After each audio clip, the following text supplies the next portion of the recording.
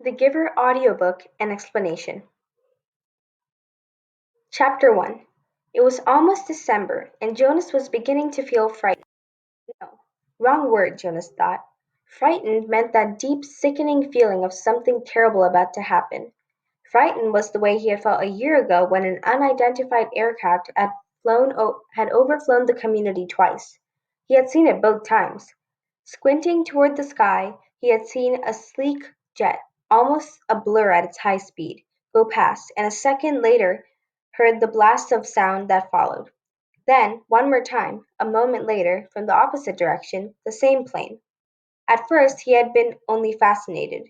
He had never seen aircraft so close, for it was against the rules for pilots to fly over the community.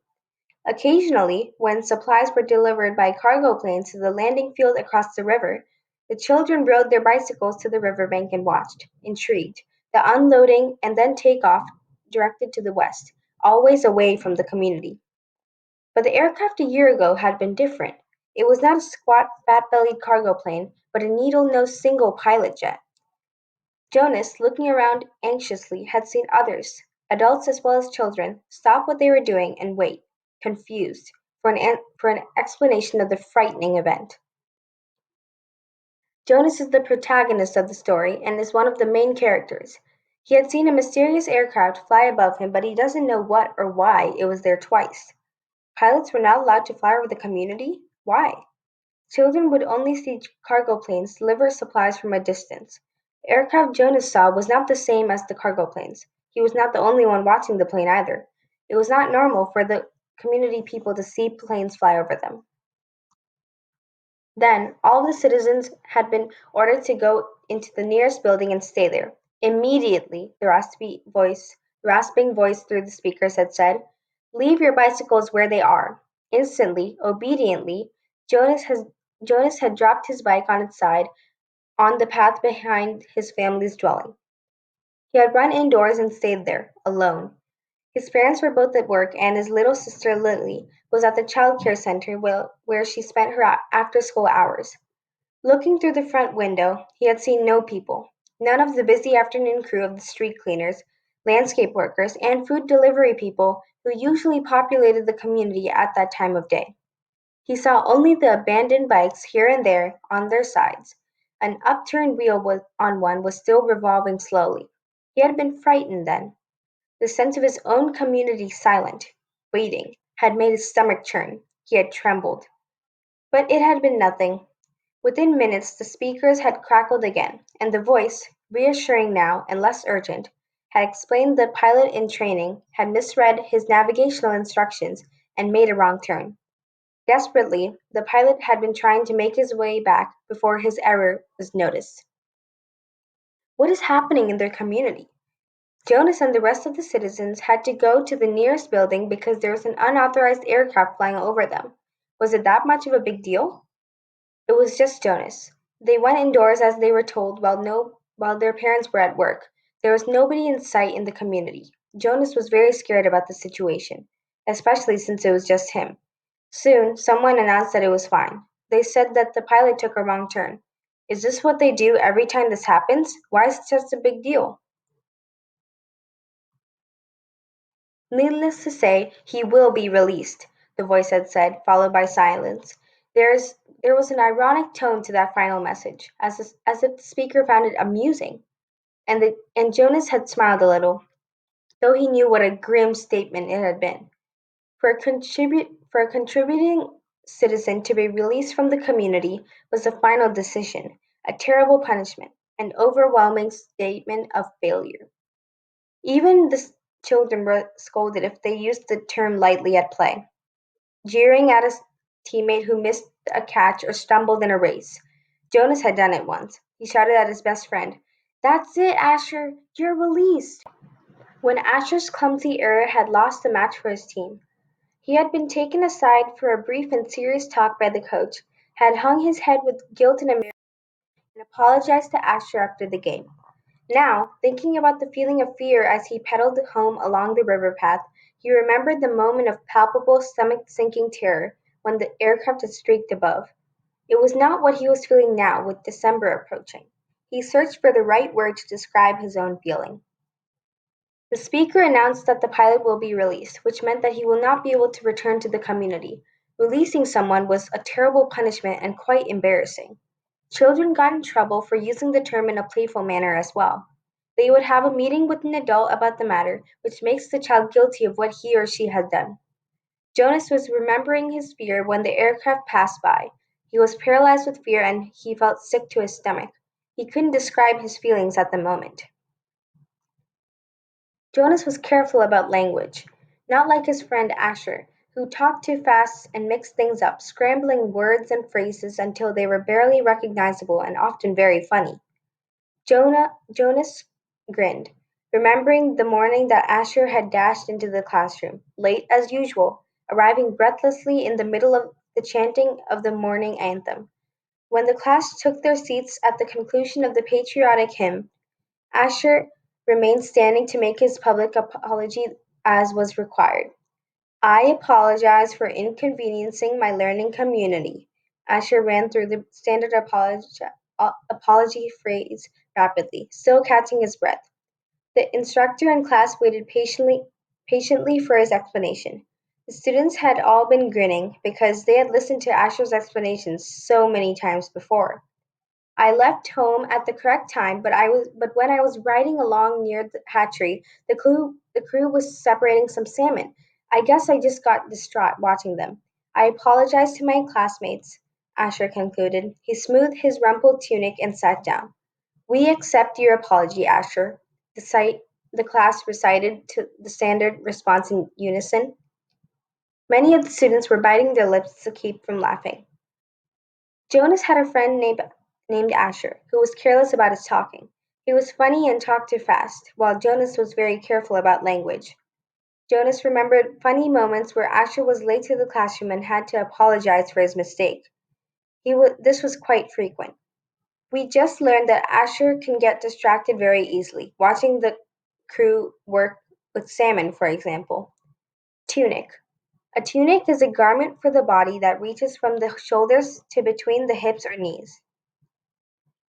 I accept your apology, Asher, the instructor said. He was smiling. And I thank you because once again you have provided an opportunity for a lesson in language. Distraught is too strong of an adjective to describe salmon viewing. He turned and wrote distraught on the instructional board.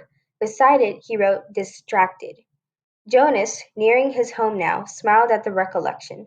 Thinking still, as he wheeled his bike into its narrow port beside the door, he realized that frightened was the wrong word to describe his feelings, now that December was almost here. It was too strong an adjective. He had waited a long time for this special December. Now that it was almost upon him, he wasn't frightened, but he was eager, he decided. He was eager for it to come, and he was excited, certainly. All of the 11s were excited about the event that would be coming so soon, but there was a little shudder of nervousness when he thought about it, about what might happen. Question to ask: what takes place in December? 11s? Are 11s what the community called 11-year-olds? What was this ritual about? What was going to happen that even Jonas was scared of? Apprehensive, Jonas decided. That's what I am. Who wants to be the first tonight? For feelings? Jonas's father asked at the conclusion of their evening meal. It was one of the rituals, the evening telling of feelings. Sometimes Jonas and his sister Lily argued over turns, over who would get to go first. Their parents, of course, were part of the ritual. They too told their feelings each evening. But like all parents, all adults, they didn't fight and wheedle for their turn. Nor did Jonas tonight. His feelings were too complicated this evening. He wanted to share them, but he wasn't eager to begin the process of sifting through his own complicated emotions, even with the help he knew his parents could give. You go, Lily, he said, seeing his sister, who was much younger, only a 7, wiggling with impatience in her chair. Apprehensive. To be anxious, worried, nervous that something unpleasant is going to happen. Jonas's family talks about their feelings at the end of the day each night. It is a ritual. Lily always wanted to go first. Jonas's feelings were too complicated to explain because he felt happy and anxious and sad all at the same time. I feel very angry this afternoon, Lily announced. My childcare group was at the play area and we had a visiting group of sevens, and they didn't know how to obey the rules at all. One of them, a male, I don't know his name, kept going right to the front of the line for the slide, even though the rest of us were all waiting. I felt so angry at him. I made my hand into a fist, like this. She held up a clenched fist, and the rest of the family smiled at her small, defiant gesture. Why do you think the visitors didn't obey the rules? Mother asked. Lily considered and shook her head. I don't know. They acted like animals? Jonas suggested. He laughed. That's right, Lily said, laughing too. Like animals. Neither child knew what the word meant exactly, but it was often used to describe someone uneducated or clumsy, someone who didn't fit in. Where were the visitors from? Father asked. Lily frowned, trying to remember. Our leader told us when he made the welcome speech, but I can't remember. I guess I wasn't paying attention. It was from another community. They had to leave very early and they had their midday meal on the bus. Visitors came to Jonas's community and Lily encountered a boy who didn't wait in line for the slide. She said at the feelings ritual that she felt frustrated with him. The visitors didn't follow the rules because they were not used to them. They came from a different community. How would you act if you went to a different person's house? Would you know their rules? Mother nodded. Do you think it's possible that their rules may be different? And so they simply didn't know what your play area rules were? Lily shrugged and nodded. I suppose. You visited other communities, haven't you? Jonas asked. My group has, often. Lily nodded again. When we were sixes, we went and shared the whole school day with a group of sixes in their community. How did you feel when you were there? Lily frowned. I felt strange because their methods were different. They were learning usages that my group hadn't learned yet, so we felt stupid. Father was listening with interest. I'm thinking, Lily, he said, about the boy who didn't obey the rules today. Do you think it's possible that he felt strange and stupid, being in a new place with rules that he didn't know about? Lily pondered that. Yes, she said finally. Lily realizes that her little tantrum was pretty silly because her mother told her that the visitors didn't know what her play area rules were. Sixes. They are 6 year olds. I feel a little sorry for him, Jonas said, even though I don't even know him. I feel sorry for anyone who is in a place where he feels strange and stupid. How do you feel now, Lily? Father asked. Still angry? I guess not, Lily decided. I guess I feel a little sorry for him. And sorry I made a fist, she grinned. Jonas smiled back at his sister. Lily's feelings were always straightforward, fairly simple, usually easy to resolve. He guessed that his own had been too, when he was a seven. He listened politely, though not very attentively, while his father took his turn, describing a feeling of worry that he had that day at work, a concern about one of the new children who wasn't doing well. Jonas's father title was nurturer. He and the other nurturers were responsible for all the physical and emotional needs of every new child during its earliest life. It was a very important job, Jonas knew, but it wasn't one that interested him much. Sevens, 7 year olds. Jonas's father was a nurturer. He ran into some trouble at work because he knew a newborn that wasn't doing very well. Nurturers had a very important job to take care of all the physical and emotional needs of new children during their early lives. What gender is it? Lily asked. Male, father said. He's a sweet little male with a lovely disposition, but he isn't growing as fast as he should, and he doesn't sleep soundly.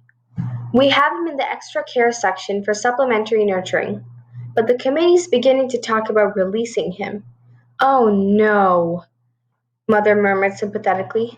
I know how sad that must make you feel. Jonas and Lily both nodded sympathetically as well. Release of new children was always sad because they hadn't had the chance to enjoy life within the community yet. and they hadn't done anything wrong. There were only two occasions of release which were not punishment: release of the elderly, which was a time of celebration for a life well and fully lived, and release of a new child, which always brought a sense of what could we have done. This was especially troubling for the nurturers like father who felt they had failed somehow, but it happened very rarely. Well, father said, I'm going to keep trying.